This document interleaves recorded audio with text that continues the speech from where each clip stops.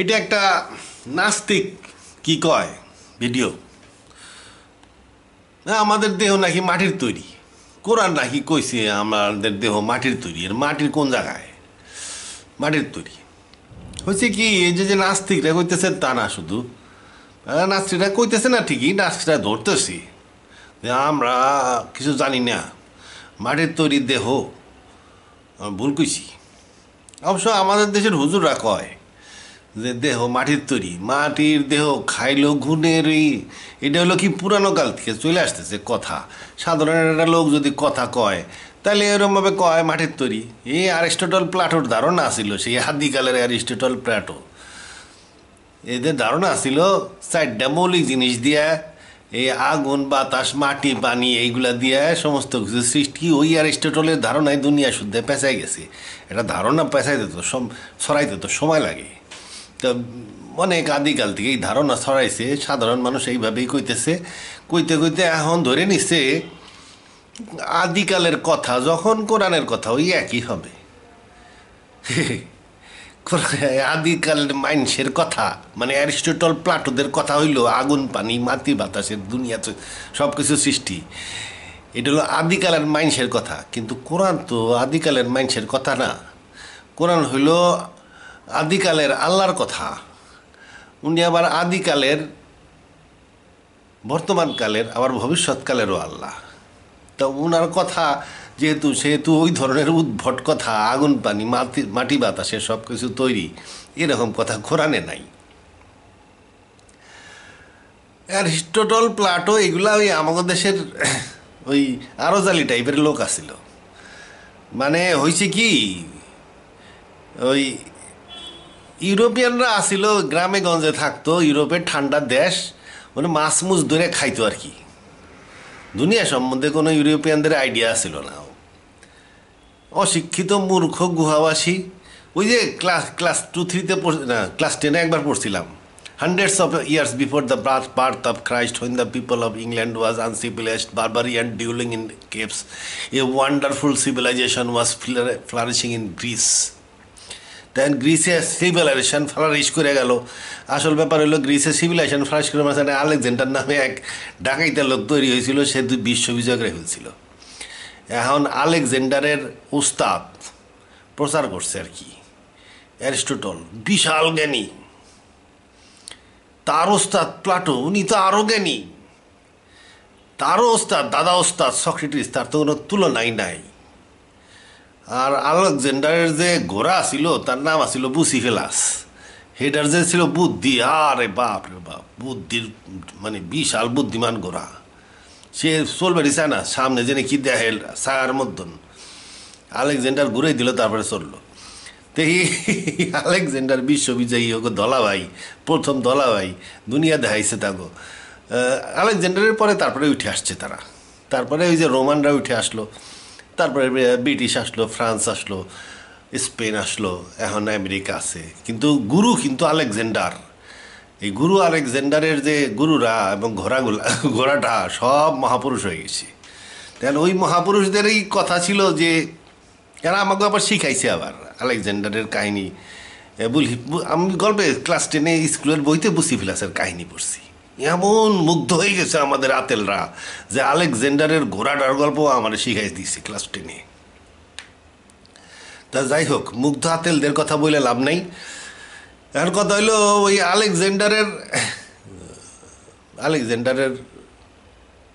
যাই হোক, আলেকজান্ডারের কথা তো না, আসলে হইতেছে আমি মাটি বাতাস আগুন পানি এইগুলা দিয়ে সমস্ত কিছু সৃষ্টি। মাটিও আমাদের দেহ মাটির তৈরি, এগুলো সব ওইগুলাই ওইখান থেকেই আইসে, ওইভাবেই চলতেছে। মানুষে ধরে নিছে এটা একটা পুরানো কথা। অতএব মোহাম্মদ আসিল বোকা।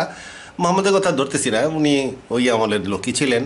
কোরআনে আল্লাহ নিশ্চয়ই জানতো না, আল্লাহ ওইটাই ধরে নিছে, কইছে কোরআনে মাটি দিয়ে মানুষের দেহ বানাইছে, এইটাই লোক তার কথা। কিন্তু প্রবলেম হয়ে গেছে কি, কোরআন আল্লাহ পুরান আমলের লোক, এটা ঠিকই, কিন্তু উনি আবার ভবিষ্যৎ আমলেরও লোক, উনি আবার বর্তমান আমলের লোক। তা যাই হোক, এখন তা বিষয়টা একটু দেখাই না দেখাইলে বুঝবেন না। এই যে দেখেন কি করতেছে, এই যে দেখাই, এই যে এনারা খুব জ্ঞানী। এইগুলো হইতেছে কি ডবল জ্ঞানী, এখানে ডবল জ্ঞানী লেগে গেছে। হায়ার করা জ্ঞানীও আছে একজন, ওনারে আবার ভারত থেকে হায়ার করছে মনে হয় কলকাতার লোক। কলকাতার লোকদেরকে যা বুদ্ধি, ওরে বাপ রে বাপ, যত ব্যানার্জি টাইপের লোক দেখেন না, সব বুদ্ধি। এই বুদ্ধি হলো সব কলকাতায়। বাঙালি বলতে, যাদের বুদ্ধিমান বাঙালি বলতে সব ব্যানার্জি বোঝায়, ব্রাহ্মণ। বাকি লোকের তো বুদ্ধিশুদ্ধি নাই। এবং এই ব্রাহ্মণরা সব হইলো কলকাতায় ওই হায়ার করা লোক মনে আছে। উনি আবার পানিরে জল কন, তাতে আমি শিওর যে উনি কলকাতার একজন অতি জ্ঞানী লোক। তো উনারা সব বুঝতে পারছেন যে কোরআনে কি বলা হয়েছে, এবং ওই মাটির দেহ নিয়ে খুব কথাবার্তা বলতেছেন। তো এই বুদ্ধিমান লোকদের কথা আগে একটু শুনে নেন, তাইলে আসল বিষয়টা বুঝতে পারবেন না। তো এই যে বুদ্ধিমান, প্রথম বুদ্ধিমান বাংলাদেশি, উনি ঠিকই বুদ্ধি আছে, লেভেলে আছে, কিন্তু পরে যিনি আসবেন ওনার কিন্তু তুলনা নাই। উনি একেবারে খাঁটি, মনে হয় খাঁটি খাঁটি কলকাতার বুদ্ধিমান। আমরা যে বলি মানুষ মাটি দিয়ে তৈরি, এটা কি আসলে তাই? ভাই, মাটির ভিতরে কি কি এলিমেন্ট থাকে আর মানুষের শরীরে কি কি এলিমেন্ট থাকে, এটা কি আপনি ছোটবেলা কেমিস্ট্রি পড়েছেন ভাই? এমনিতে জানি মাটিতে যে নাইট্রোজেন, ফসফরাস, পটাশিয়াম এগুলো থাকে। মাটিতে একটা খুব গুরুত্বপূর্ণ উপাদান থাকে সিলিকন, তাই না ভাই? জি। বিশেষ করে মানে বালির ভিতরে অনেক সিলিকন থাকে এবং সেই সিলিকন দিয়ে সিলিকন চিপ তৈরি করে, তাই না ভাই? জি ভাই। এবং মানুষের বডিটা হচ্ছে একটা কার্বনের যৌগ, তাই না ভাই? জি জি। কার্বন বেসড যৌগ। এখন মানুষের শরীরে যদি সিলিকন থাকে তাহলে মানুষের কি হতে পারে বলেন তো ভাই? সিলিকন তো সব বালিতে কি থাকে? মাটির একটা গুরুত্বপূর্ণ উপাদান হচ্ছে সিলিকন। সিলিকন যদি সামান্য পরিমাণ মানুষের শরীরে থাকে, মানুষ তো বেঁচে থাকতে পারবে না।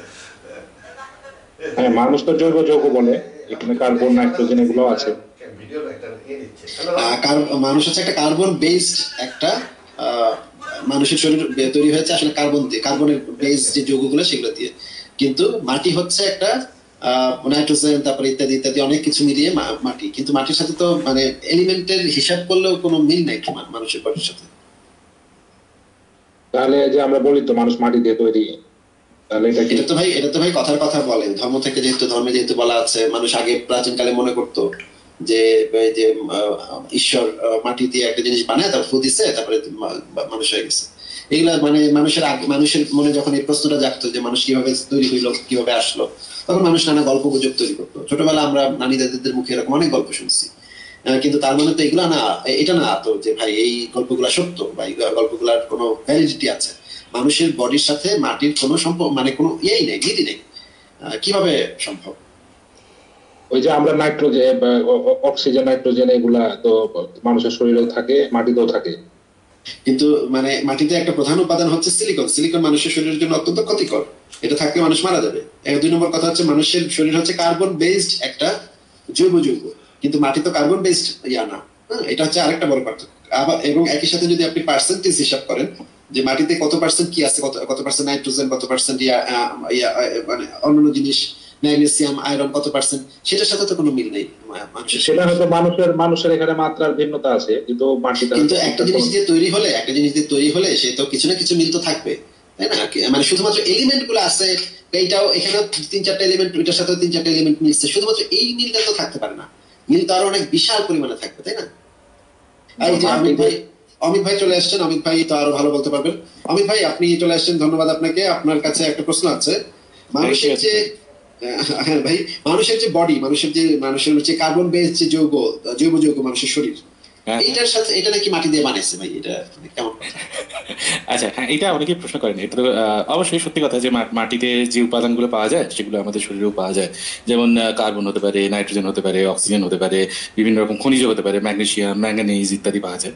কিন্তু সেটা কি এটা মাটিতেও পাওয়া যায়, সত্যি কথাই পাওয়া যায়। কিন্তু মাটি আর মানুষের দেহ কি এক জিনিস? যদি এক জিনিস হতো তাহলে ধরুন কারোর হাত পা কেটে গেছে, তখন প্লাস্টিক সার্জারির জায়গায় 4টি মাটি এনে বসিয়ে দিলে হতো না? তখন সেটা কি হয় সোহেল মুমিন ভাই? না, মাটি দিয়ে তো হবে না। না না, তখন হচ্ছে একটা মানে অন্য জায়গা থেকে চামড়া বা কোথাও একটা নিয়ে আসতে হয়, তারপরে সেই প্লাস্টিক সার্জারি হয়, তাই না? তার মানে মাটি দিয়ে তো নয়। ধরুন কারোর কিডনি নষ্ট হয়ে গেছে, একটা মাটি দিয়ে একটা কিডনি বানালেন, হ্যাঁ, কিডনি বানিয়ে প্রতিস্থাপন করে দিলেন, এইটা কি কাজ করবে? এই কিডনি কি কাজ করবে? না, সেটা তো বলবেন। অবশ্যই করবে না। তার কারণ কি? কারণ হচ্ছে এটা মাটি দিয়ে তৈরি নয়, it is plain and simple, it is as simple as that. উপাদান যাই হোক, তাহলে তো আর মাটি আর মানুষের দেহের মধ্যে কোনো রকম পার্থক্য থাকতো না। হ্যাঁ, ধরুন কোনো একটা এরকম কে বলতে পারি যে ইনসুলিন এই যে জিনিসটা, সেটা কার্বন দিয়ে তৈরি, নাইট্রোজেন দিয়ে তৈরি, হাইড্রোজেন আছে, অক্সিজেন আছে, আর কিছু কয়েকটা কতগুলো উপাদান আছে, আর সাথে থাইরক্সিন, থাইরয়েড হরমোন থাইরক্সিন, সেটাও সেই একই উপাদান দিয়ে তৈরি। তার মানে থাইরক্সিন আর ইনসুলিন এই দুটো কি এক জিনিস? হুম। এই দুটো এক জিনিস নয়। এইবার ধরুন মাটিতে ধরুন জল, ঠিক আছে, মানুষের তো দেহে জল আছে, আপনি ঢক ঢক করে জল খেলেন, তেষ্টা মিটলো, শরীরে সেটা চলে গেল, ঠিক আছে। তার মানে এই যে আমরা যখন বললাম যে শরীরে জল আছে, আমাদের শরীরে বেশ কিছু পরিমাণ, মানে অধিকাংশ জল দিয়ে তৈরি, এই যে জলটা আর এই জলটা এক, এইটা সাইন্টিফিক্যালি ঠিক, এটা ঠিক ঠিক কথা। তো কিন্তু এই যে মাটির কথাটা, মাটির কম্পোজিশন আর মানুষের শরীরের কম্পোজিশন কি এক, মানে একদম কি সেম? আর মাটির এই কম্পোজিশন কি ভ্যারি করে না? সব জায়গায় কি মাটি একদম সেম? মানে ধরুন আপনি রাঢ় অঞ্চলে চলে যান, সেখানের মাটি, রাজস্থানে চলে যান, সেখানকার মাটি, ধরুন এভারেস্টে গেলেন, সেখানকার মাটি, এগুলো কম্পোজিশন কি এক? না, এক না। এই জন্য মানুষের শরীরও আরেক প্রকার মাটি, ওই জন্য মিলছে না সাধারণ এমনি মাটির সাথে, জমিনের মাটির সাথে, এরকম হতে পারে। শরীরের মানুষের শরীরটাকে কি একই রকম মাটি বলা যায়? এটাকে কি মাটি কেউ বলে? আপনার শরীরটা কি মাটি বলে?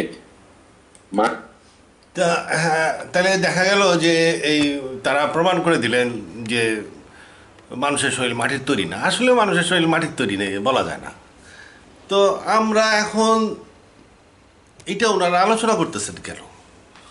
আলোচনা করতেছেন এটা, ওনাদের আলোচনার উদ্দেশ্য হইল যে কোরআনে ভুল বলা আছে, কোরআনে বলা আছে যে মানুষের শরীর মাটির তৈরি, এটা কোরআনে নাকি বলছে। হ্যাঁ ঠিকই, নর্মাল অনুবাদ যদি আপনি দেখেন তাইলে ঘুরাইয়া ফিরাইয়া, যেহেতু ওই যে কইছে না, ওই সক্রেটিস প্লাটোদের ধারণা ছিল যে আগুন বাতাস মাটি পানি সব কিছু তৈরি, এবং ওই ধারণাই চারিদিকে ছড়ানো ছিল। এখনও কবি সাহিত্যিকরা গান বান্ধে, মাটির দেহ খাইলো ঘুনে রে পটি দমে দমে, মানে ধর্মীয় ফ্লেভার লাগায় গান গায়, দমে দমে মাটির দেহ খাই ফেলতেছে। এখন ধরে নিছে আল্লাহ বুঝি মাটির কথাই বলছে, এবং কোরআন যারা অনুবাদ করছে এদের মধ্যেও অনেক ঘেরু আছে যারা ওইটা অনুবাদ ঘুরাইয়া মুড়াইয়া মাটি লিখে দিছে। তা আমি ওইরকম একটা আলোচনা করব যেখানে দেখা যাবে যে আল্লাহ যে মাটি বলছে সেই মাটির কথা লেখে নাই, নর্মাল মাটির কথা লিখে দিছে। তা এখন ওই আয়াতটা নিয়ে একটু কথা বলি। এখন এই আয়াতটা আমি বের করতেছি। এই যে মনে করেন এই যে আয়াতটা মনে করেন এইখানে এই কোরআন শরীফের আয়াত, এটাতে দেখেন মাটির কথা লেখা আছে। এই যে দেখা যায় নাকি আল্লাহ জানে, আমার খালি এদিক ওদিক নড়ে যায়, এটা একটু ভালো করে নিই।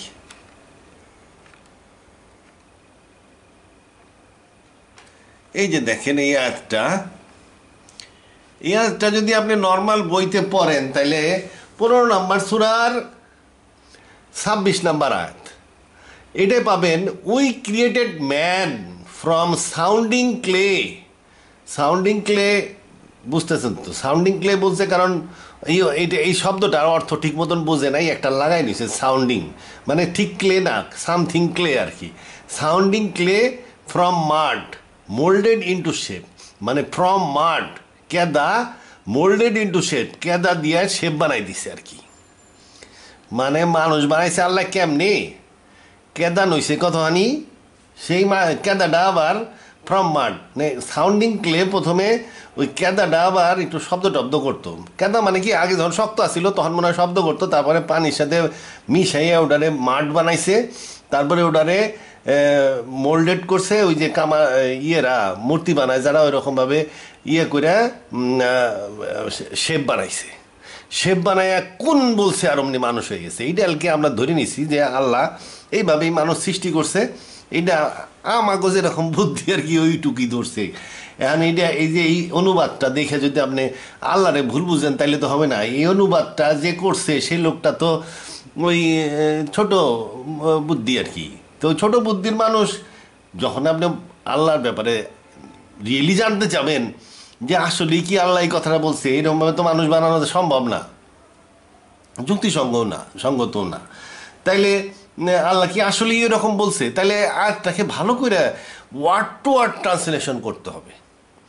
ওয়াট ওয়াট ওই যে ট্রান্সলেটারের যে জ্ঞান বুদ্ধি একটু সাইডে রাইখা আল্লাহ অ্যাকচুয়ালি কি বলছে সেইটা একটু দেখতে হবে। তাহলে আল্লাহ তাহলে এই আয়াত 15-26 আল্লাহ আল্লাহ কি বলছে? আল্লাহ বলতেছে we created man from sounding clay.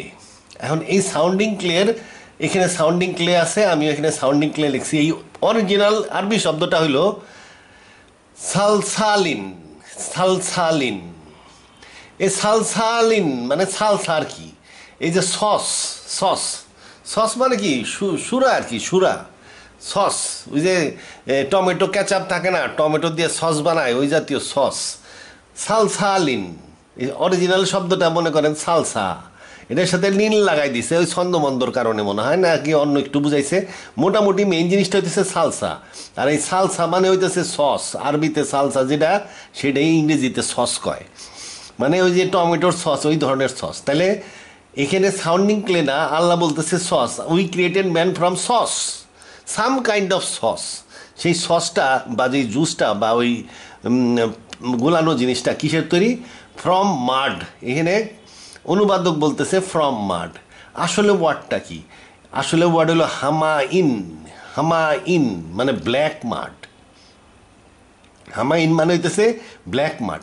তাহলে কালা মাটি, ব্ল্যাক মাডের গুলানো কিছু, সালসালিন সস জাতীয় কিছু। তা ব্ল্যাক মাডের সস জাতীয় কিছু। আচ্ছা, তারপরে মোল্ডেড ইনটু শেপ। এই মোল্ডেড ইনটু শেপ এটা তো আয়াতের মধ্যে নাই, এনে লেখা আছে মাসনুনিন, তার মানে পরিবর্তিত, অল্টার্ড। অল্টার্ড। তাহলে এই সব কিছু যদি আপনি ওয়ার্ড টু ওয়ার্ড অর্থে যান, তাহলে আয়াতটা দাঁড়াবে এরকম, we created man from sauce of black মাড altered. মানে বুঝানোর জন্য এইভাবে বলছে যে কালা মাটির যে সস, সেটাতে পরিবর্তন করে একটা জিনিস বানাইছি, সেইটা দিয়ে আমি মানুষ বানাইছি আর কি। তাহলে মানুষ বানানোর একটা ইম্পর্টেন্ট জিনিস কি বললো? তাহলে সস অফ ব্ল্যাক মাড। এখন ব্ল্যাক মাডটা কি? মাটির মধ্যে একটা ইম্পর্টেন্ট জিনিস আছে, কার্বন। এই কার্বনটা, ব্ল্যাকের কথা বললে এই কার্বনের কথাই মনে হয়, মানে এটা কার্বন জাতীয় জিনিস হইতে পারে। কার্বনকে বা এমন মাটি যার মধ্যে প্রচুর কার্বন আছে, সেখান থেকে কার্বনটাকেই সংগ্রহ করে, এটা কার্বনের কথাই বলতেছে। ব্ল্যাক মাড বলতে বুঝানোর জন্য তো বলছে সস অফ ব্ল্যাক মাড অল্টার্ড। এটা আসলে কি বললে মানুষ বুঝবে এইটা ঠিক তখন তো শিওর না, মানে আসলে মানুষের বোঝানো মুশকিল এক্স্যাক্টলি। এখন কার্বন ওয়ার্ডটা তো কোরআনে ব্যবহার করতে পারতো না, আরবিরা বুঝতো না যে হোয়াট ইজ কার্বন। তাহলে কার্বনের পরিবর্তে সে বলছে ব্ল্যাক মাড। তাহলে ব্ল্যাক মাড বলতে পারে কার্বন কালা। কার্বনের মেইন গুণ হইতেছে, কার্বনের কথা কেউ বললেই প্রথমেই মনে হবে কালা, এবং এটা মাটিতে পাওয়া যায়, অতএব কালা মাটি। তার মানে কার্বনের প্রাধান্যওয়ালা মাটি অথবা কার্বন। তাহলে কার্বনের তৈরি মানুষ, সেটাকে অল্টার্ড, পরিবর্তিত করা হয়েছে। তাহলে অল্টার্ড করা হয়েছে, তা আমরা কি দেখি? মানুষ মূলত কিসের তৈরি? অ্যামিনো অ্যাসিডের তৈরি। অ্যামিনো অ্যাসিড দিয়েই প্রোটিনগুলা তৈরি হয়। মানুষের শরীরে বিভিন্ন রকমের প্রোটিন আছে। এই প্রোটিনগুলা মূলত 20 রকমের অ্যামিনো অ্যাসিডের তৈরি। অ্যামিনো অ্যাসিড কিসের তৈরি? এই যে genetic structure of amino acid. Amino অ্যাসিডের সেন্ট্রাল এলিমেন্ট হচ্ছে কার্বন। এই কার্বনের সাথে একটা হাইড্রোজেন থাকে, একটা অ্যামিনো গ্রুপ থাকে, দুইটাই হাইড্রোজেন, একটা নাইট্রোজেনের পরমাণু দিয়ে তৈরি অ্যামাইন গ্রুপ, আর একটা হলো কার্বক্সাইল গ্রুপ। তো এই দুইটা গ্রুপ মেলে এবং একটা কার্বনের সাথে একটা হাইড্রোজেন থাকে, এইটা হলো অ্যামিনো অ্যাসিড। আর এই আর গ্রুপের মধ্যে বিভিন্ন 20 রকমের অ্যামিনো অ্যাসিড, বিভিন্ন রকমের জিনিস অ্যাড হয়ে 20 রকমের অ্যামিনো অ্যাসিড তৈরি করে। আমাদের শরীরের যে সেল আছে, যার প্রোটোপ্লাজমের মধ্যে 20 রকমের অ্যামিনো অ্যাসিড পাওয়া যায়। এই 20 রকমের অ্যামিনো অ্যাসিড বিভিন্নভাবে সাজায়া প্রোটিন তৈরি করে, ডিএনএ। তা এই 20 রকমের অ্যামিনো অ্যাসিড, এই যে 20 রকমের অ্যামিনো অ্যাসিড 20 রকমের হয় কেন? এইখানে বিভিন্ন রকমের জিনিস এঙ্গেজ হওয়ার কারণে বিভিন্ন রকমের অ্যামিনো অ্যাসিড তৈরি হয়। তাহলে অ্যামিনো অ্যাসিডটা কি? মূলত কার্বন। তাহলে এইটাকে ব্ল্যাক মাড বলা যেতে পারে, এবং এটাকে অল্টার্ড করা হয়েছে এইসব জিনিস দিয়ে, বিভিন্ন জিনিস থেকে। ওই যে অল্টার্ড, এইটা বিভিন্ন ফর্ম দেওয়া হয়েছে। উই ক্রিয়েটেড ম্যান ফ্রম সস, এইটা হইল সস, এই জিনিসটা সস। সস কিসের? এই generic structure of amino acid, amino অ্যাসিডকে সস বলা হয় যায়। এবং অ্যামিনো অ্যাসিড খাই দেখেন, একটু মুতের গন্ধ লাগতে পারে কিন্তু সসের মতন, আপনি ভিনিগার হিসাবে ব্যবহার করতে পারবেন। তাহলে এই সস তার সাথে কি অল্টারেট করছে, এই আর গ্রুপ অল্টারেট করে 20 রকমের অ্যামিনো অ্যাসিড তৈরি করছে। এখন এইখানে কথা আছে, এই অ্যামিনো অ্যাসিড দিয়েই কিন্তু মূলত প্রোটিন তৈরি হয়, প্রোটিন দিয়ে বডি তৈরি হয়। এটা আমি একটু দেখাই কিভাবে তৈরি হয়, প্রোটিন দিয়ে বডি তৈরি হয় কিভাবে। এখানে আমি একটা ভিডিও দেখাচ্ছি, এই যে এই ভিডিওটা দেখেন। Let's briefly examine how proteins are created. This animation demonstrates how the digital information encoded within DNA is used to direct protein synthesis. This is a DNA double helix containing the digital code which directs the cell in all aspects of operation. And here we see a protein complex called an RNA polymerase traveling down the DNA strand. As it moves down the strand, it carefully unwinds the DNA, preparing it for transcription. Inside the polymerase, we see a single-stranded copy of the original instructions being assembled as individual bases are positioned and added to the growing strand. A stop code marks the end of the protein specification, at which point this copy, known as a messenger RNA transcript, exits the polymerase and heads towards a two-part chemical manufacturing machine called the ribosome. মানে ওই DNA ভাগ হইলো এবং DNA থেকে একটা ছোট্ট একটা অংশ খুলে চলে গেল, যেটাকে বলা হয় মেসেঞ্জার আরএনএ। এই মেসেঞ্জার আরএনএ যে এই দেখেন একটা ওই যে অ্যামিনো অ্যাসিড, 20 রকমের অ্যামিনো অ্যাসিড এই পানির মধ্যে পাওয়া যায়। এই 20 রকমের অ্যামিনো অ্যাসিড, বিভিন্ন রকমের অ্যামিনো অ্যাসিড কারেক্টলি সিকোয়েন্সে সাজায়া প্রোটিন তৈরি করে। এই প্রোটিন যদি হাড্ডির প্রোটিন তৈরি হয়, হাড্ডির প্রোটিন তৈরি করবে, নার্ভের প্রোটিন তৈরি করতে পারে, চুলের বিভিন্ন রকমের প্রোটিন, কোন প্রোটিন দরকার সেটা ওই প্রোগ্রামে জানে, সেই প্রোগ্রাম অনুযায়ী সে প্রোটিন তৈরি করে এই মেসেঞ্জার আরএনএর জায়গায়। এই মেসেঞ্জার আরএনএ কি হলো, ডিএনএ থেকে সুইটা চলে গেল আর কি। While the messenger RNA moves towards the ribosome, transfer RNA molecules attach to specific amino acids in preparation for assembly. As the messenger RNA transcript passes through the ribosome, the process of translation begins.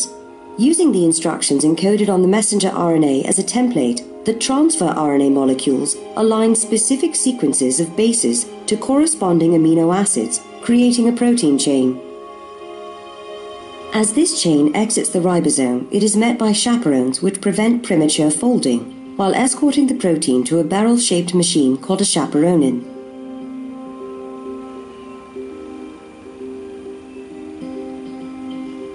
This machine helps fold the protein into the precise shape required to perform its function. Although it is unclear how the chaperonin achieves this, we do know that accurate folding is essential in order for the protein to accomplish its intended function.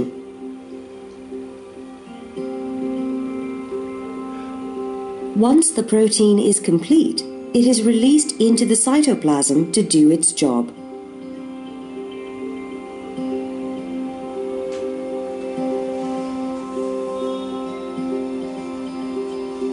As you can see, protein synthesis. তাহলে দেখেন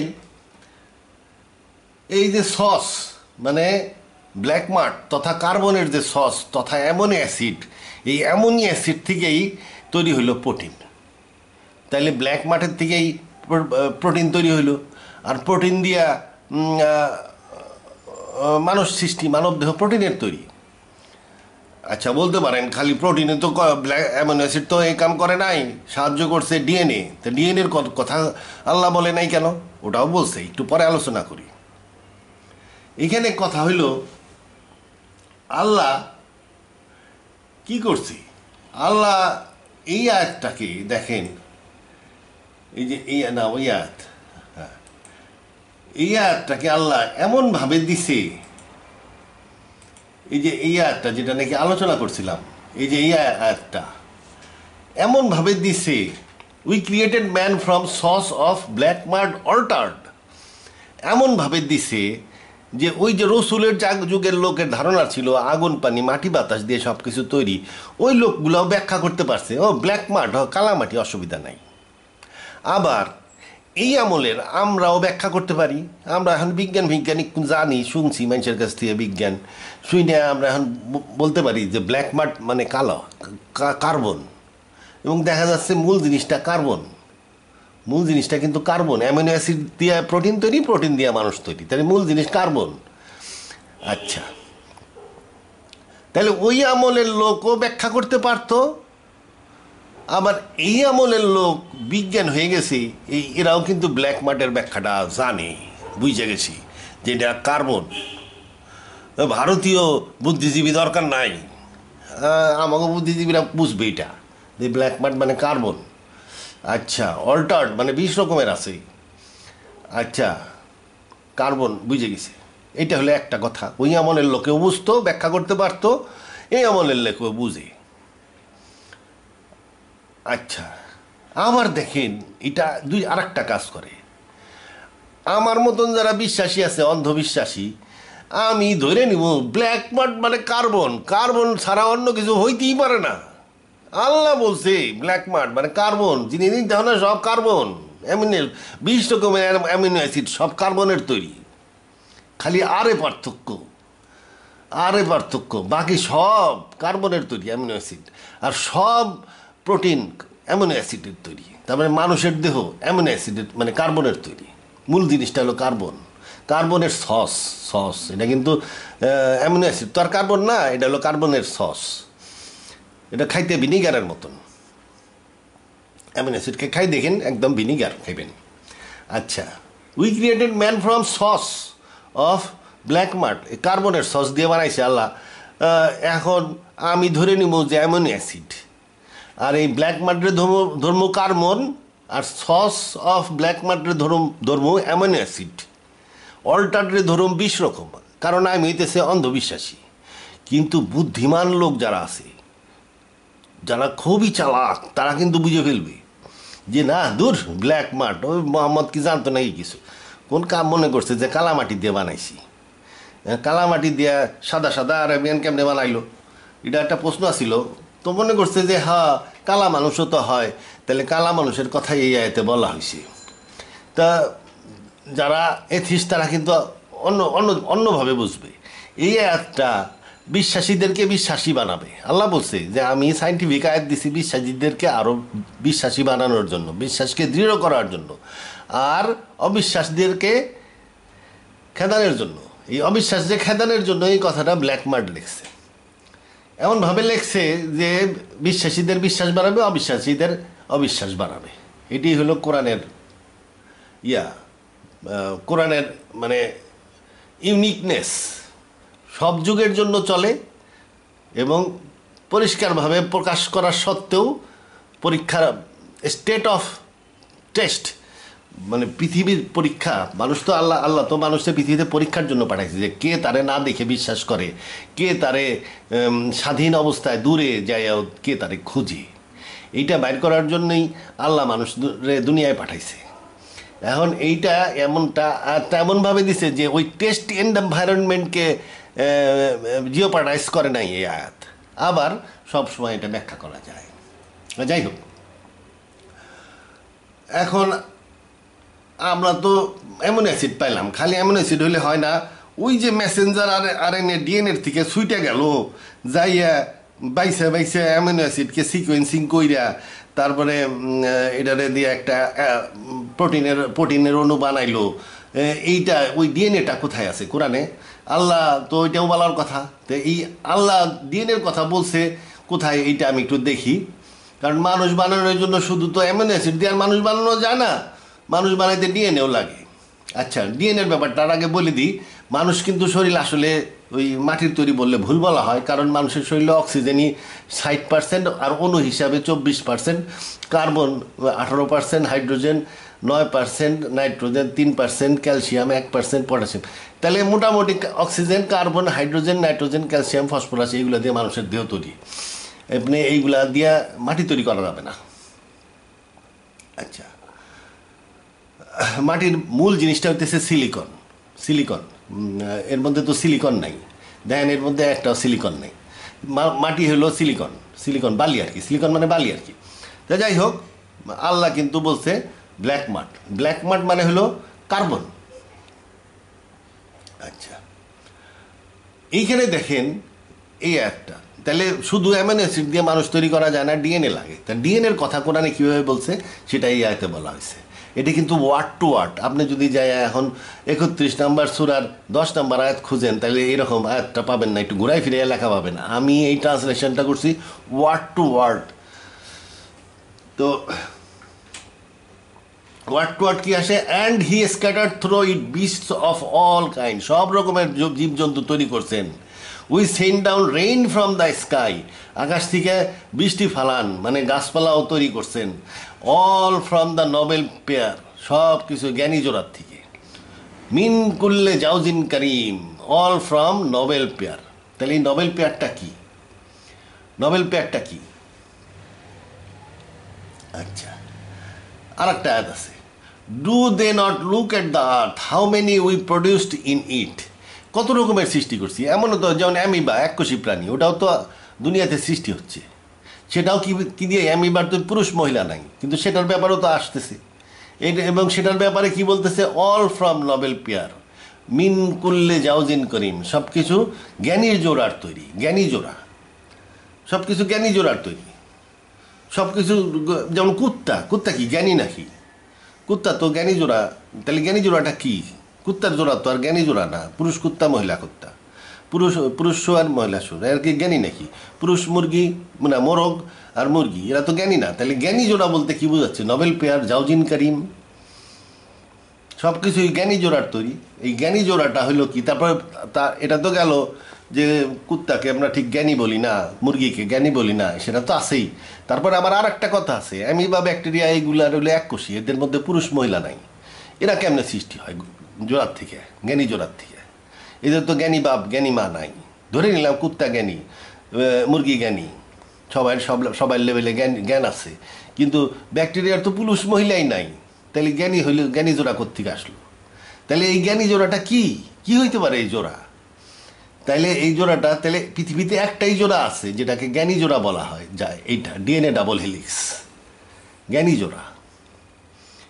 পৃথিবীর সমস্ত রকমের প্রাণী যার প্রাণ আছে, সমস্ত রকমের প্রাণী, ব্যাকটেরিয়ার থেকে ম্যাপেল ট্রি পর্যন্ত, অ্যামিবার থেকে ব্লু হোয়েল পর্যন্ত, তিমি মাছ পর্যন্ত, সমস্ত জীবিত প্রাণী ডিএনএ ডাবল হেলিক্সের তৈরি। ভাইরাস অবশ্য না, ভাইরাসের ডিএনএ ডাবল হেলিক্স নাই, ভাইরাসকে জীবিত হিসাবে ধরা হয় না। এটা জীবন আর মৃত্যুর ওটা একটা কনফিউশন। ভাইরাস জীবিত না, ভাইরাস মৃত। আচ্ছা, তাহলে এই সমস্ত প্রাণী, এককোষী প্রাণীর থেকে বহুকোষী প্রাণী পর্যন্ত, উদ্ভিদ হোক আর প্রাণী হোক, সব কিছু এই ডিএনএ ডাবল হেলিক্সের তৈরি। এবং এই ডিএনএ ডাবল হেলিক্সকে বলা যায় জ্ঞানী জোড়া, কারণ এইটা হলো একটা বিশাল প্রোগ্রাম। এইটাকে আনউইন্ড করলে, ছাড়াইলে, এটা মানুষের ডিএনএ 6 ফুট লম্বা। এই 6 ফুট লম্বা ডিএনএর এই যে মধ্যে যে এই যে গুয়ানিন, সাইটোসিন, এইগুলা, থাইনিন, ATGC, এদের মাধ্যমে এই প্রোগ্রামটা তৈরি হয়। এবং এই প্রোগ্রামটা পাশে এই যে এই একটা স্ট্র্যান্ড আর এই একটা স্ট্র্যান্ড, দুইটা স্ট্র্যান্ড, এবং দুইটা স্ট্র্যান্ডের মধ্যে হলো উইক হাইড্রোজেন দিয়ে লাগানো, যার ফলে এই স্ট্র্যান্ড দুটো খুলতে পারে, এবং খুলতে পারে আবার লাগতেও পারে। রেপ্লিকেশনের সময় খুলে আবার পরে জোড়া লাগে। তা এই যে এই ATGC দিয়ে তৈরি হয়েছে প্রোগ্রাম।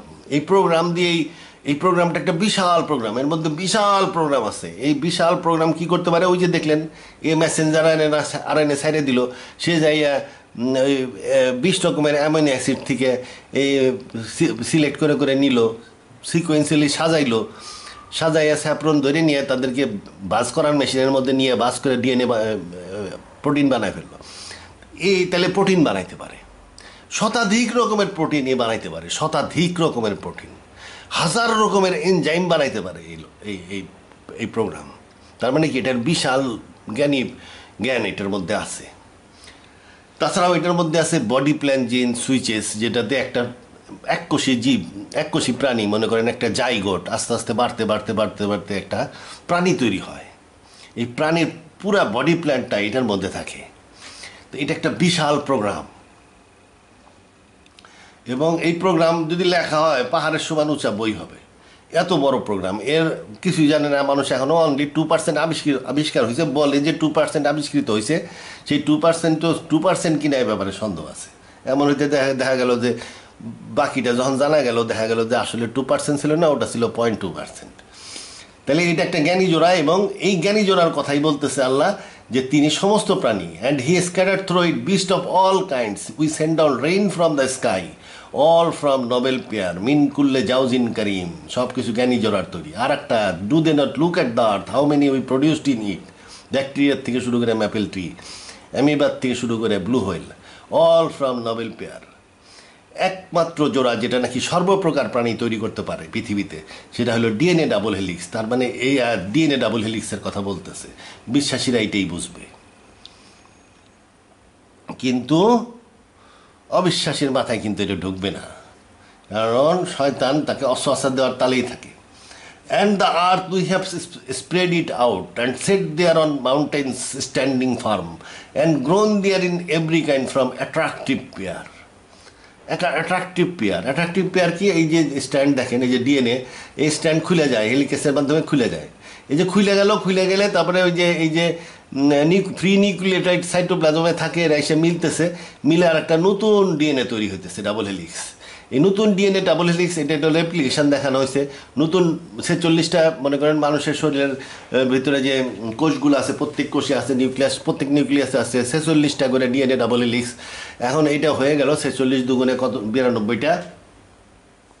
এই 92টা হওয়ার পরে নিউক্লিয়াস বিভক্ত হয়ে যায়, নিউক্লিয়াসের পরে সেল বিভক্ত হয়ে যায়, মানে এটা রেপ্লিকেশন হচ্ছে আর কি। রেপ্লিকেশন দেখানো হয়েছে এই ছবিতে। তার মানে কি, এটা অ্যাট্রাকটিভ পেয়ার। কেন? এই যে অ্যাট্রাক্ট করতেছে, এটা একটা আরেকটারে ধরে রাখে, উইক হাইড্রোজেন দিয়ে ধরে রাখে, এটা প্রয়োজনীয় অ্যাট্রাক্ট করে, জোড়া বেঁধে থাকে, আবার প্রয়োজনে খুলেও যেতে পারে। হাইটেক উইক হাইড্রোজেন দিয়ে এটা করা হয়েছে, হাইটেক অ্যাটাচমেন্ট, এবং এরা অ্যাট্রাকটিভ পেয়ার বলা হয়েছে এই জন্য।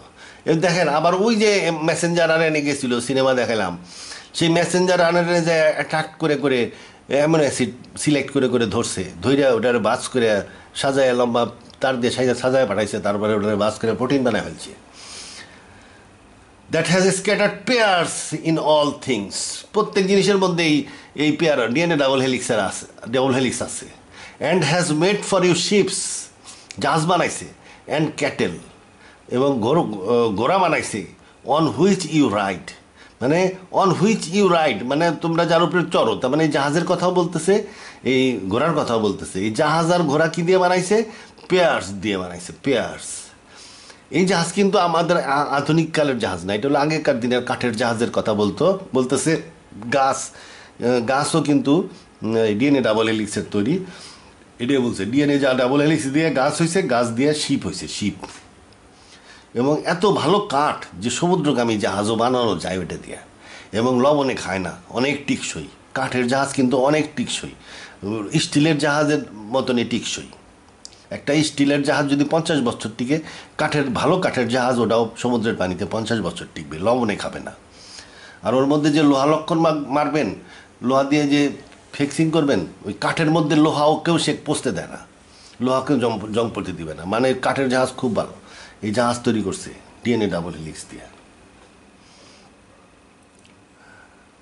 আচ্ছা, তাইলে দেখলাম যে তাহলে ডিএনএ ডাবল হেলিক্স করছে কি, ওই ডিএনএ ডাবল হেলিক্সই মেসেঞ্জার আরএনএ ছাড়ছে, মেসেঞ্জার আরএনএ সাইডে ওই কালামাটি মানে কার্বনের তৈরি অ্যামিনো অ্যাসিডের দই দিয়ে ওটার দিয়ে প্রোটিন বানাইছে, প্রোটিন দিয়ে মানুষের শরীর তৈরি হয়েছে। এটাই তো আল্লাহ কইতেছে। আল্লাহ কখনো কইলো যে আমি মাটি দিয়ে বানাইছি? এখন পানির কথা লেখা আছে, পানির কথা উনি যে জলের কথা উল্লেখ করলেন আতেল সাহেব, তা এখন পানির কথাও আছে, কিন্তু এটাকে আমরা ভুল বুঝি নর্মালি। পানির কথা ওইভাবে নাই। পানির কথাটা কিভাবে আছে আমি একটু দেখাচ্ছি এখানে। এটা হলো 24:45, and God has created every animal from water. এই হিসাবে অনেকে ধরে নেয় তাহলে মানুষের কথাও কইতেছে। আসলে কিন্তু এই আয়াতটা ওই প্রাণী কি দিয়ে সৃষ্টি হয়েছে সেই আয়াত না, এটা হলো একটা বিবর্তনের বিষয়ক আয়াত। পানির থেকে জীবন সৃষ্টি হয়েছে, মানে জীবনের উদ্ভব হয়েছে পানিতে। আমরা এখন জানি যে পৃথিবীতে যে আমরা জীবনের উদ্ভব হয়েছিল, প্রথম এককোষী প্রাণী পানিতেই সৃষ্টি হয়েছিল, তারপরে ওইখানেই প্রাণের বিকাশ হয়। তখন ডাঙ্গার প্রাণী বাঁচতে পারতো না, কারণ বাতাসে অক্সিজেন ছিল না, ফলে ওজোন স্ফিয়ার ছিল না, ফলে আল্ট্রা ভায়োলেট রের বোম্বার্ডমেন্টের কারণে স্থলচর প্রাণী তৈরি হয় নাই। পরে যখন বাতাসে ফ্রি অক্সিজেন তৈরি হয়েছে, তারপরে যখন ওজোন স্ফিয়ার তৈরি হয়েছে, আল্ট্রা ভায়োলেট রে আসা বন্ধ হয়েছে, তারপরে পানির থেকে প্রাণী আস্তে আস্তে ডাঙায় উঠে আসছে। ডাঙায় উঠে আসার কারণেই বিভিন্ন রকমের প্রাণী তৈরি হয়েছে। প্রাণীর মূল ক্রাইটেরিয়া হচ্ছে যে প্রাণী চলে, কিন্তু উদ্ভিদ চলে না। মূল পার্থক্য হলো এই চলনের মধ্যে, লোকোমোশনের মধ্যে মূল পার্থক্যটা। এই একটা ওই প্রাণীর বিবর্তনের কথাই বলা হয়েছে, যে আল্লাহ বলতেছে যে পানির থেকে উঠে আইছিল। And God has created every animal from water, পানির থেকে উঠে আসছিল।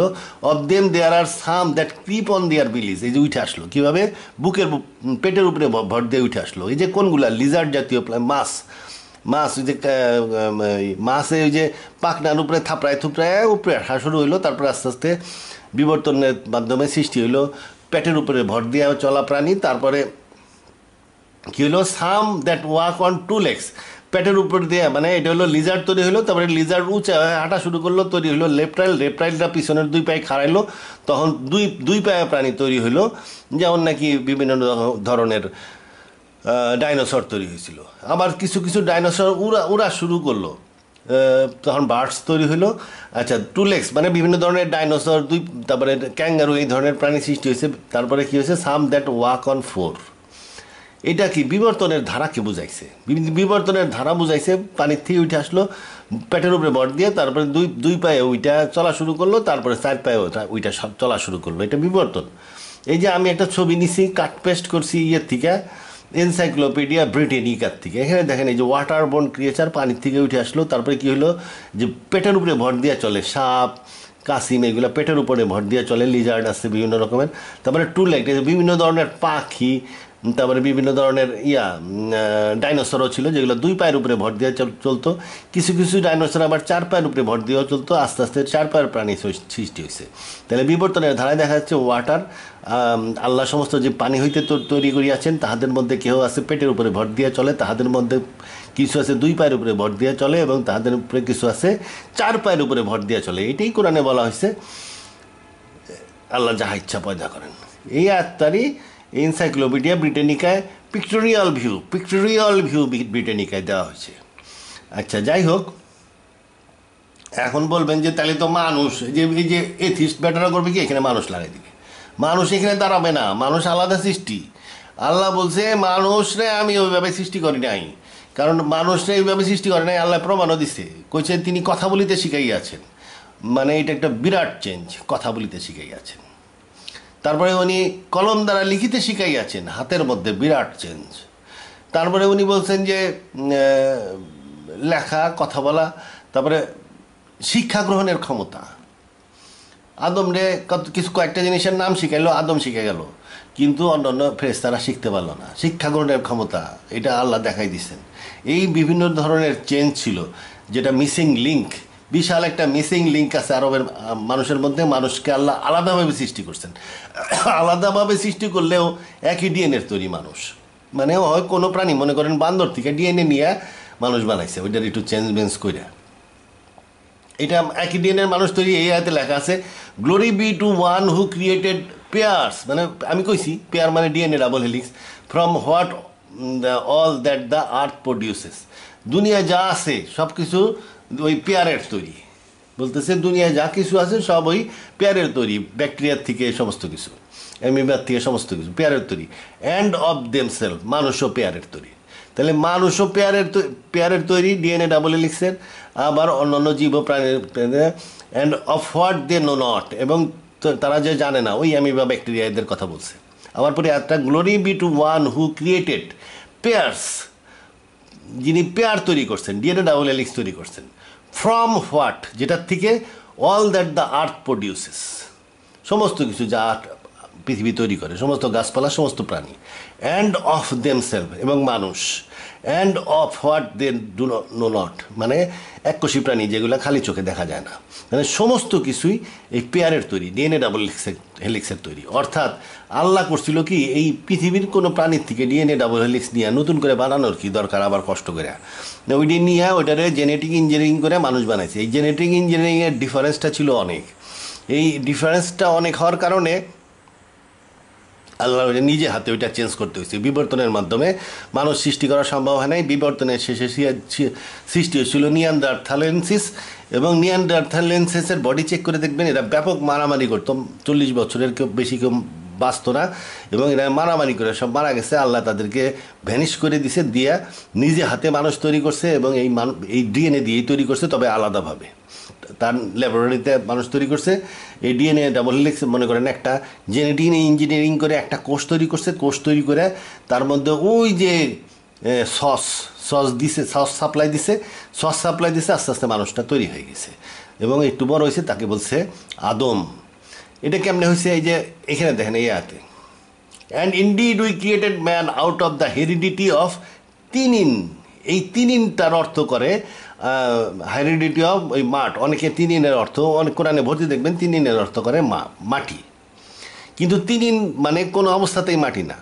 কোনো আরবিয়ানরা যদি তিনিন বলেন, সে কখনোই বলবে না মাটি, শুধু কোরআন শরীফ পড়ার সময় সে বলবে এটা মাটি, কারণ বুঝে না যে তিনিন জিনিসটা কি। যে কোনো আরবরে তিনিন বলবেন, সে বলবে গিটার জাতীয় জিনিস, এটার নাম হলো তিনিন। আরবিয়ানরা এটাকে তিনিন বলে, এটা তিনিন, টিং টিং করে বাজে, এটা কয় তিনিন। এটা ওল্ড মডেলের একটা গিটার টাইপের একটা বাদ্যযন্ত্র। তাহলে এইটা দিয়ে মানুষ তৈরি হয়েছে, এটা তো বোঝা অকল্পনীয় আরবদের কাছে বা যে কোনো মানুষের কাছে, যে এইটা দিয়ে মানুষ কেমনে তৈরি হয়। তাইলে কি তিনিনের অর্থ করছে অনলি ফর কোরআনের ক্ষেত্রে তিনিন অর্থ মাটি ধরে নিছে তারা। এই জন্য অনুবাদে দেখবেন মাটির কথা লেখা আছে এইখানে, এই আয়াতগুলাতে পাবেন যে মানুষ তৈরি করছে হেরিডিটি অফ মাটি দিয়ে তৈরি করছে, এবং হেরিডিটিরও অন্যভাবে তারা অনুবাদ করবে। হেরিডিটিটাকে এখানে অনুবাদ করবে নির্যাস জাতীয়, মাটির নির্যাস থেকে তৈরি করছেন। তিনিন আসলে ওয়ার্ড টু ওয়ার্ড ট্রান্সলেশন হলো হেরিডিটি। মানুষের হেরিডিটি মেনটেন করা।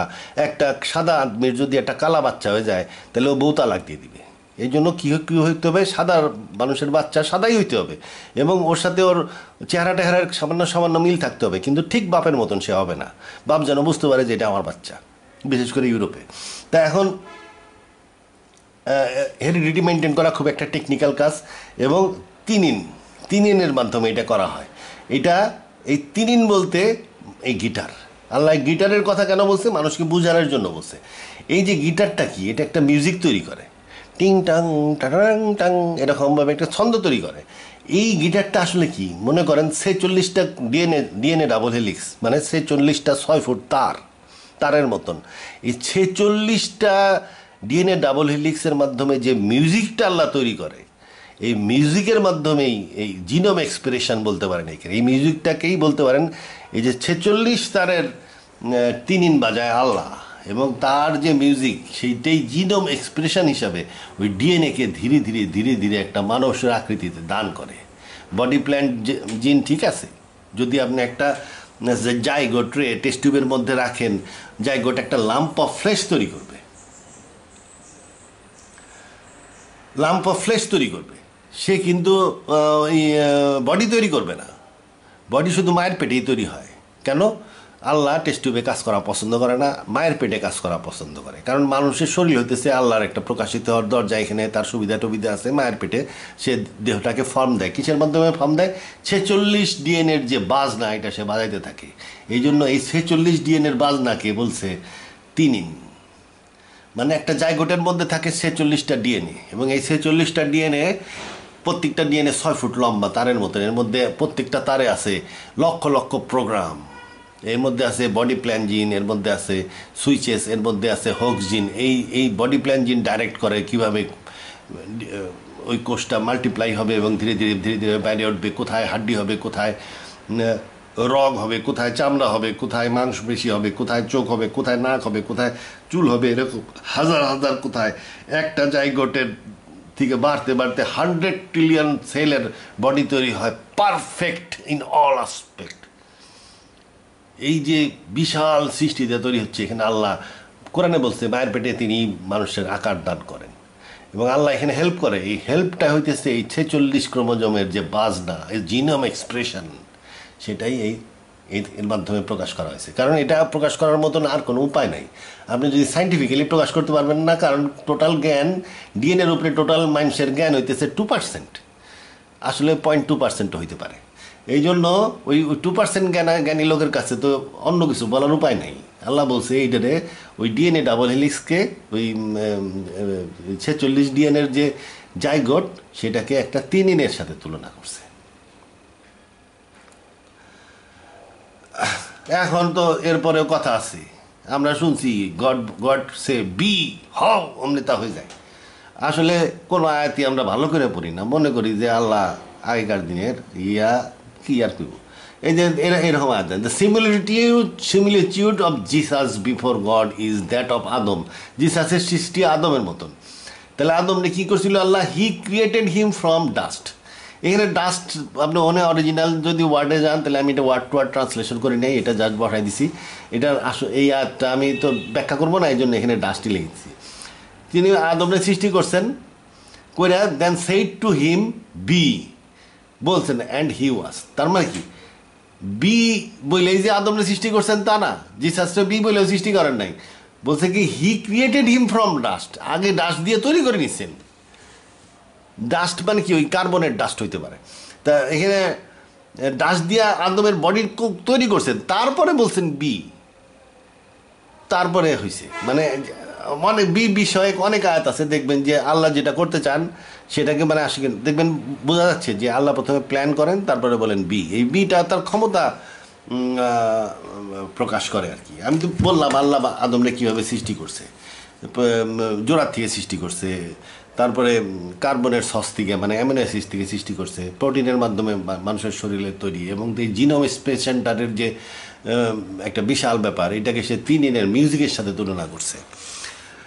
যাই হোক, মানুষ তৈরি একটা বিশাল ব্যাপার, এটাকে একদম প্র্যাকটিক্যালি টু দ্য পয়েন্টে বলা তো সম্ভব না। বিশ্বাসীদের জন্য আল্লাহ যথেষ্ট প্রমাণ দিচ্ছেন যে, এবং যথেষ্টভাবে বর্ণনা করছেন মানুষ কীভাবে তৈরি। আর বি জিনিসটা হচ্ছে কি, বি বললে হও বললে আল্লাহ হয়ে যায়, এটা হলো তার ক্ষমতার প্রকাশ। আল্লাহ এভাবে তৈরি করে নাই।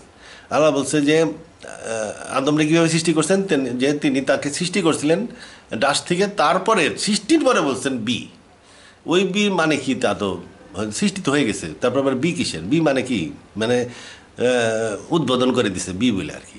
আমার একটা জিনিস যদি তৈরি করতে চায় আল্লাহ, কোনো সিম্পল জিনিস তৈরি করতে চায়, বি বললে সেটা হয়ে যাবে। কারণ হইতেছে কি, আল্লাহ sustainer from the level of subatomic particle, যে প্রত্যেকটা সাবঅ্যাটমিক পার্টিকেল একটা ফিল্ড অফ এক্সিস্টেন্সের মধ্যে থাকে, একটা ফোর্স ফিল্ডের মধ্যে থাকে। বিভিন্ন একাধিক ফোর্স ফিল্ডও থাকতে পারে। এই ফোর্স ফিল্ডগুলো আল্লাহরই এক্সটেন্ডেড রু বা ফোর্স ফিল্ড আর রু একই জিনিসই এর মধ্যে থাকে, ফিল্ড অফ এক্সিস্টেন্সে থাকে। যার ফলে মানে আল্লাহই ধারক, আল্লাহই এই সাবঅ্যাটমিক পার্টিকেলগুলোর ধারক। এবং যার ফলে হয়েছে কি, আল্লাহ যদি বলে হও, অমনি এই সাবঅ্যাটমিক পার্টিকেলগুলো যেরকম আল্লাহ ডিজাইন করবে, যেরকম চিন্তা করবে, যেরকম অর্ডার দেবে, সেইভাবে মিলিত হয়ে যাবে এবং সেই জিনিসটা তৈরি হয়ে যাবে। বি মেইনলি তার ক্ষমতার প্রকাশ করে, যে তিনি তার ক্ষমতা কতখানিক, সেই ক্ষমতাটা প্রকাশ করে হলো বি। কিন্তু যদি আপনি বি বিষয়ক জিনিস জান, একটা মানুষের মতন জটিল জিনিস যখন সৃষ্টি করছেন আল্লাহ, প্রথমে আল্লাহ আদমরা সৃষ্টি করে নিছেন, তারপরে বলছেন বি। তারপরে অন্য অন্য জিনিসের ক্ষেত্রে দেখবেন প্রথমে পরিকল্পনা করেন, যখন আল্লাহ কোনো জিনিসের উপরে ডিসাইড করেন, তারপরে বলেন বি, মানে ডিসিশনটাই তার প্ল্যান, এবং ওই প্ল্যানটাই বাস্তবায়ন হয়ে যায়। কারণ তিনি তার নিজের এক্সটেন্ডেড ফোর্স ফিল্ড বা রুর মাধ্যমেই সমস্ত সাবঅ্যাটমিক পার্টিকেল ধারণ করে রাখেন। বি তার মূলত ক্ষমতা। কিন্তু অরিজিনালি আমরা দেখলাম তিনি বিভিন্ন জিনিস আস্তে আস্তে সিস্টেমেটিক পদ্ধতিতে সৃষ্টি করছেন, লং টাইম নিয়ে সৃষ্টি করছেন। স্রষ্টা হিসাবে উনি দ্য বেস্ট প্রসিজিওর ফলো করছেন, সেটা হলো ইভলিউশন, ক্রিয়েশন থ্রু ইভলিউশন। এবং ফাইনালি যখন হিউম্যান তৈরি করছেন, তখন তিনি আলাদাভাবে তৈরি করছেন, কিছু কিছু ইঞ্জিনিয়ারিং নিজে করছেন, যার মাধ্যমে আমরা কথা বলতে পারি। এই যে কথা বলা, এটা বিশাল ব্যাপার। আমার মনে প্রেরণা আসতেছে, প্রেরণা, যেমন আমার মনে এখন খালি বলতেছে সিগারেট খাইতে চাই, মনে একটা প্রেরণা আসতেছে, সেই প্রেরণাটাকে ব্রেন ট্রান্সলেট করতেছে ল্যাঙ্গুয়েজে, এবং সেই ল্যাঙ্গুয়েজটা নার্ভের মাধ্যমে আসতেছে মুখে, এবং এই যে মুখে এই যে আমি সিগারেট খাবো, এই যে প্রেরণার থেকে প্রথমে আমার শরীর সিগারেট খাইতে চাচ্ছে, তারপরে এইটা প্রেরণা হিসাবে ব্রেনে আসছে সিগারেট খাইতে চাই, ওইটা ল্যাঙ্গুয়েজ হিসাবে আসছে যে আমি সিগারেট খাবো, এবং এই যে ল্যাঙ্গুয়েজটা মুখ দিয়ে বাইর করার জন্য যে এই যে থ্রট মট এইগুলো চালাইতে হবে, জিভ চালাইতে হবে, ঠোঁট চালাইতে হবে, গলা চাপা চালাইতে হবে, যে বিভিন্ন রকমের জিনিস প্রচণ্ড বেগে খুব সূক্ষ্মভাবে চালাইতে হবে। এই চালানোর যে কমান্ডগুলো সেটা কিন্তু ওই লিঙ্গুইস্টিক না, এটার প্রত্যেকটা জিনিসকে আলাদা আলাদাভাবে টেকনিক্যাল কমান্ড দেওয়া দিচ্ছে ওই ব্রেন থেকে। মানে আমি সিগারেট খাবো এই কথাটা বলার জন্য নানান রকমের ইঞ্জিনিয়ার্ড সিগন্যাল সে এই কোটি কোটি নার্ভের মধ্যে পাঠাচ্ছে, এবং সেই নার্ভগুলা মাসেলগুলোকে পার্টিকুলার ওয়েতে নাড়াচ্ছে এবং কথা বলাচ্ছে। এটা অকল্পনার অতীত ব্যাপার, কথা বলিতে শিখাইয়াছেন। এই যে জাম্প, এত ব্রড ল্যাঙ্গুয়েজ অন্য কোনো প্রাণীর নাই। এই বান্দরের মুখ কথা বলার উপযুক্ত না, আমার মুখকে কথা বলার উপযুক্ত করে করা হয়েছে। অনেক বেশি পরিমাণ নার্ভ দেওয়া হয়েছে, ব্রেনের অনেক ডেভেলপমেন্ট করা হয়েছে, যার ফলে আমার কল্পনা ল্যাঙ্গুয়েজে রূপান্তরিত হয়, ল্যাঙ্গুয়েজ টেকনিক্যাল অর্ডার তৈরি করে, সেই টেকনিক্যাল অর্ডারের অনুযায়ী আমার মাসেলগুলা কাঁপে, বুকের ভিতর থেকে বাতাস বেড়ায় এবং শব্দর আকারে তৈরি আসে। এটা আমার পক্ষে বলাটাই এটা মুশকিল, আর আল্লাহ করছে এটা। আল্লাহু আকবার, আল্লাহু আকবার, লা ইলাহা ইল্লাল্লাহ, আল্লাহু আকবার, আল্লাহু আকবার, ওয়ালিল্লাহিল হামদ। তারপরে এই দেখেন হাত, এই যে প্রিসিশন গ্রিপ। বান্দরের শুধু পাওয়ার গ্রিপ আছে, সে ঝুলে থাকতে পারে গাছে, কিন্তু প্রিসিশন গ্রিপ নাই। প্রিসিশন গ্রিপ 3টা আঙ্গুল একত্রিত করা যায়, আমি কলম দিয়ে ধরতে পারি, ছবি আঁকতে পারি। বান্দর ছবি আঁকতে পারবে না, লিখতেও পারবে না। এই প্রিসিশন গ্রিপ এটা আল্লাহ বলছে, তিনি তাহাকে লিখিতে শিখাইয়াছেন, কথা বলিতে শিখাইছেন, তারপরে লিখিতে শিখাইয়াছেন। আচ্ছা, তারপরে কি ব্রেনের মধ্যে একটা বিরাট পার্থক্য দিচ্ছেন। আমাদের ব্রেন লার্নিং ব্রেন। এই যে কিছু কিছু সায়েন্টিস্ট করছে কি, কিছু মাইগ্রেটরি বার্ড এগুলো ডিম রে একটা ঘরের মধ্যে নিয়ে ইনকিউবেটারে ফুটাইছে, তারা কোনোদিন বাপ মারে দেখে নাই।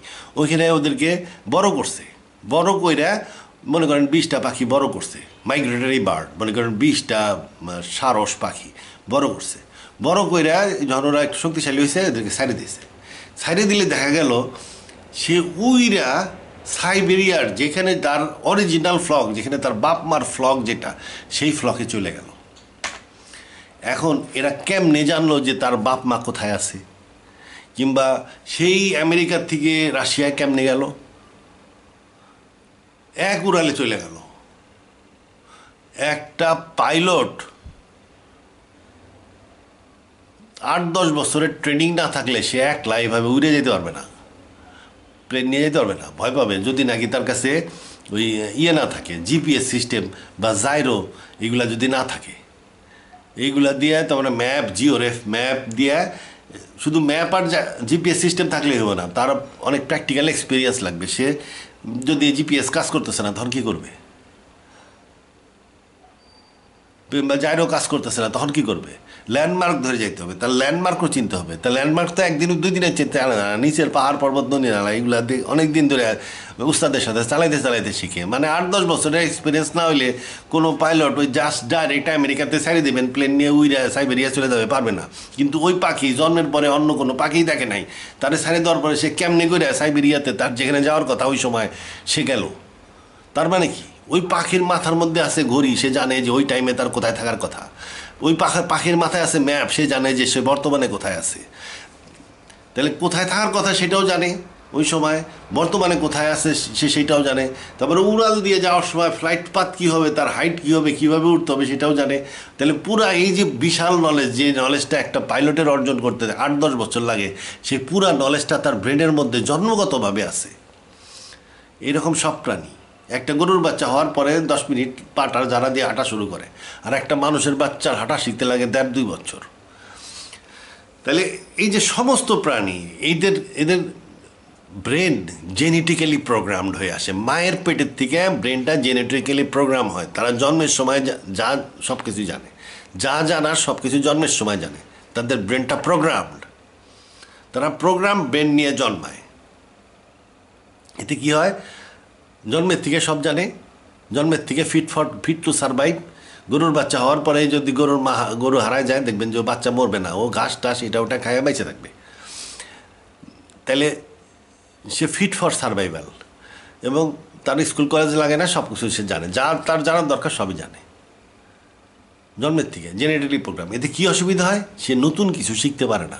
নতুন কিছু শিখলে তো তার প্রোগ্রাম নষ্ট হয়ে যাবে। এখন এই পাখি, মনে করেন একটা মাইগ্রেটরি হাঁস আপনার বাড়ির কাছে আছে, বিলের মধ্যে নামলো, নাইমে ওখানে ঘাস খাইতেছে, সে হইলো সাইবেরিয়ার হাঁস, ওখানে যায় মাছ মুছ শামু টামু খাইতেছে। আপনার বাড়ির হাঁসটা ওইখানে যায় হাজির হইলো দেশি হাঁস, বাঙালি। এই বাঙালি হাঁসের কাছ থেকে ওই সাইবেরিয়ার হাঁস শিখে ফেললো। ওস্তাদ কি করেন, ওই যে খাইতেছি। তুই এত দূর থেকে এই ঠান্ডার মধ্যে যায় থাকস, উইরে যাস, আবার উইরে আসস, তুই ওই বাড়িতে থাকস না কে, চল আমার সাথে, চল বাড়ি যাই, আমার সাথে খুব আরাম আছে। তোর এই যে আমি খাই বেড়াইছি না, বাড়ি যাওয়ার সাথে সাথে দেখবি একটা মেয়ে আসবো বাইরে, আমার কুড়া খাইবার দিব, কত কিছু দেয়, ভাত দেয়, কত কিছু দেয়। তারপর রাত্রেবেলা থার জায়গা আছে ভালো, আর 5 স্টার খোপ। তো এইসব বুদ্ধি টুদ্ধি দিয়ে আর শিক্ষা দিয়ে নিয়ে আসলো সাইবেরিয়ান হাঁসকে। তা পারে না, কারণ ওর শিখে না, আর ও যা শিখছে মায়ের পেটে দিয়ে শিখে আসছে। আপনার বাড়ির হাঁসটা যায় যে ওরে কিছু শিক্ষা টিক্ষা দিয়ে নিয়ে আসবে ভদ্রজীবনে, সেটা আর সম্ভব হয় না। তার ব্রেন নতুন জিনিস শিখতে পারে না, তার brain fixed, fully program brain নিয়ে সে জন্ম নেয়। শুধু মানুষের ব্রেন হলো থাকে খালি, বিরাট অংশ খালি, একটা অংশ থাকে প্রোগ্রামড। এই যে হার্ট চালাচ্ছে, লিভার চালাচ্ছে, কিডনি চালাচ্ছে, এগুলা, এই অংশগুলা থাকে প্রোগ্রামড। এই অংশটা বেশি বড় না, ভিতরের দিকে থাকে। ট্রাইউন ব্রেন তো মানুষের ভিতরের অংশটা এইগুলা চালায়, রেপটেলিয়ান পার্টটা চালায়। কিন্তু উপরের যে বাড়ছে দোতলা তিনতলা, এই দোতলা তিনতলা মূলত খালি থাকে, বিরাট অংশ থাকে খালি, সাদা কাগজ। এই সাদা, তার ফলে মানুষের শিক্ষা গ্রহণ করা শুরু হয় জন্মের পরে। জন্মের পরে ভাষা শিখি, হাঁটা শিখি। আর এই শিক্ষা গ্রহণ করার ক্ষমতা যেহেতু জন্মের পরে শুরু হয়, এই শিক্ষা গ্রহণের ক্ষমতা আজীবন থেকে যায়, সারা জীবন খালি শিখতেই থাকে। বাপে শিখে, ছেলে শিখে, তার ছেলে, ছেলের ছেলে, ছেলের ছেলে শিখে।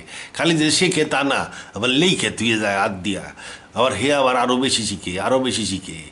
হ্যাঁ, এইরকম শিখতে শিখতে এই সক্রেটিস কইছিল আগুন পানি বাতাস মাটি বাতাস, এখন কিন্তু শিখে গেছে যে না, ওগুলো দেওয়া নাই, অনেক মৌলিক পদার্থ আছে, শিখে গেছে। আচ্ছা, যাই হোক, এই যে শিখতে শিখতে মানুষের জ্ঞান বৃদ্ধি পাচ্ছে খালি, কারণ মানুষের ব্রেনটা লার্নিং ব্রেন, জন্মের পরে শিখে। এইরকম ব্রেন আর কারণ নাই। মানুষ চাঁদে চলে গেছে, বান্দর সাহেব এখনও গাছে তুলতেছে। এতটুকু ব্রেনটা একটু ছোটো, 400-500 গ্রাম, মানুষের ব্রেন 1200-1300 গ্রাম, 1500 গ্রামও আছে। তাহলে ব্রেন ছোটো হলে কী হবে? তুই চাঁদে না যাওয়ার পারলি, তুই আশেপাশে কোথাও যা, সেটা তো যাইতে পারে না। মানে আর একটু উঁচা জায়গায় উঠতে পারতো, আর তুই ইমপ্রুভ তো করতে পারতো। এই একই স্টাইলে সে জীবনযাপন করে, একই স্টাইল, কোনো চেঞ্জ নাই। 500 বছর আগের বান্দর যা করতো, এখনও বান্দর তাই করে। তো যাই হোক, শিখতে পারে না তারা। মানুষের ব্রেনে শিখতে শিখতে চাঁদে চলে গেছে, মানুষের শিক্ষা করে না। এটাই আল্লাহ দেখাইছিল। ফেরেশতারা করলে এমন জীব কি বানাবা তারা, যারা খালি মারামারি করবে। ওই যে নিয়ান্ডারতালরা খালি মারামারি করতো, ওরা তো ওই অন্য অন্য প্রাণীর থেকে উদ্ভব হয়েছে, যার ফলে ওদের ব্রেনও শিখতে পারতো না। ব্রেন একটু বড় ছিল, নিয়ান্ডারতালদের ব্রেন অনেক বড় ছিল, প্রায় 1200 সিসি ধারণ ক্ষমতা, কিন্তু ওর মধ্যে প্রোগ্রামিং একটু বেশি করা যেত। তার ব্রড লাইফ ছিল, একত্রিত হয়ে জীবনযাপন করতো, আগুনের ব্যবহার জানতো, একই ধরনের অস্ত্র, প্রায় 1-1.5 লাখ বছর বাচ্চা ইটা জাতীয় অস্ত্রশস্ত্রই বা খুচা জাতীয় জিনিসপত্র অস্ত্রই ব্যবহার করতো। তো একটু বাড়ছে ব্যবহার, কিন্তু তাই বলে লার্নিং ব্রেন তাদের ছিল না। আল্লাহ তাদেরকে ওয়াইপ আউট করে দিয়েছেন, মানুষ তৈরি করছেন যারা শিখে। ফেরেশতারা বললো এমন জীব কি বানাবা যারা নাকি খালি মারামারি করবে। আল্লাহ বললো যে না, আমি এমন জীব বানাবো যারা মারামারি করবে না। এই জন্য আল্লাহ সৃষ্টি করেই দেখাইলো, কয়েকটা নাম শিখাইলো, সে শিখে গেল। তার মানে আল্লাহ বললো, তখন বললো আমি কি বলি নাই যে আমি যাহা জানি তোমরা তা জানো না। মানে আল্লাহ ক্রেডিট নিয়ে দেখাইলো যে আমি তৈরি করছি একটা লার্নিং ক্রিয়েচার, সে শিখতে শিখতে এটা অনেক উচ্চ পর্যায়ে চলে যাবে। এই যে আমেরিকা, মারি দিতে পারতো বিরাট বিরাট বোম, কিন্তু মারে নাই। ইরাকে বোমা খাইলো কতগুলা ইরানের কাছ থেকে। ড্রোন একটা ইরান ফালাই দিল, কোটি কোটি টাকার ড্রোন, ওই যে ইয়ে দিয়া, খোরদার দিয়া, কিন্তু তারা মারামারি করে নাই, হজম করে চলে গেছে। এটাই আল্লাহ দেখাইছিল যে বুদ্ধি দিয়ে চলবে তারা, তারা অযথা মারামারি করবে না। একটা সময় আসবে মারামারি আর করবে না, আল্লাহর কথা টিকবেই। তা যাই হোক, আমি দেখাইলাম তাহলে কি যে কোরআন শরীফে যে মাটির কথা কোথাও নাই। যেখানে দেখবেন মাটি সেখানে বুঝবেন ট্রান্সলেশন ঠিক নাই। কালামাটি মানে হলো কার্বন, এবং কালামাটির স্যুপ মানে হইতেছে অ্যামিনো অ্যাসিড। এটা স্যুপের মতন লাগে, একেবারে পাক্কা ভিনিগার, ভাতের সাথে খেতে পারবেন। আর এইটারে কী করছে, অল্টার্ট করছে, মানে 20 রকমের। এইটারে আল্লাহ বলছে ডিএনএ দিয়ে ডাবল হেলিক্স দিয়ে তৈরি করছি। আমি এটাও দেখাইলাম কেমনে করে ডিএনএ ডাবল হেলিক্সের মাধ্যমে প্রোটিন তৈরি হয়। আর এই প্রোটিনের মাধ্যমে আস্তে আস্তে বডি তৈরি হইতে থাকে। জাইগোট থেকে বাড়তে বাড়তে 100 ট্রিলিয়ন সেলের একটা মানুষ তৈরি হয়। 3 music of 46 DNA double helix, genome expression. এটারে বোঝানোর জন্য আল্লাহ 3 ইনকে ব্যবহার করছে। গিটার 46 তালের গিটার আল্লাহ বাজায়, এবং এটা বাজারের ক্ষমতা আর কারণ নাই, এই মহাবিশ্বে কারণ নাই, এই মহাবিশ্বে কারণ নাই। এটা এমন, এই তারের মধ্যে, একটা তারের মধ্যে এত বিশাল প্রোগ্রাম, এই 46 তারের প্রোগ্রামকে সে বাজাইতেছে। আর মানুষের 100 ট্রিলিয়নের সেল বডি তৈরি হচ্ছে। একটা সেল এদিক থেকে ওদিক নাই, প্রত্যেকটা পুরা বডি পারফেক্ট। একটু এদিক ওদিক হলে আপনার ব্যথায় আপনি বাঁচতে পারতেন না, ডাক্তারের কাছে দৌড়াইতে হইতো। সেই বিশাল আল্লাহ। আপনি তবে বিশ্বাসীরাই বিশ্বাস করবে, অবিশ্বাসীরাই করবে না, এটা আল্লাহ বলে দিছে। আল্লাহ হাফেজ।